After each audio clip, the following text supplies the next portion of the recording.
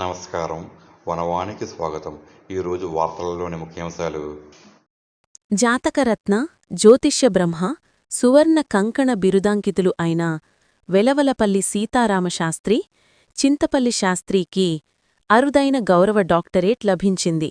జ్యోతిష్య మరియు వాస్తు సిద్ధాంతిగా విశేష అనుభవం ఉన్న శ్రీ శాస్త్రికి ఈ పురస్కారం లభించడం పట్ల సర్వత్రా హర్షం వ్యక్తమవుతోంది. రాజమండ్రిలో విశ్వజ్యోతి జ్యోతిష విజ్ఞాన సంస్థ నిర్వహించిన వైదిక జ్యోతిష సమ్మేళనంలో శ్రీ వెలవలపల్లి సీతారామశాస్త్రి ఆస్ట్రోజం పురస్కారంతో పాటు గౌరవ డాక్టరేట్ను అందుకున్నారు.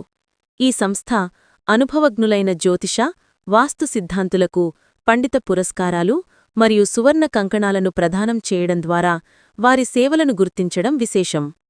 శ్రీ శాస్త్రిగారికి గౌరవ డాక్టరేట్ లభించడం చాలా ఆనందకరమైన విషయమని గొల్లల మామిడాడకు చెందిన మాజీ జడ్పీటీసీ సత్తి భగవాన్ రెడ్డి, కర్రి రామకృష్ణారెడ్డి, అలాగే Bhagavan Reddy charitable trust chairman Karri Bhagavan రెడ్డిలు అభినందనలు తెలిపారు.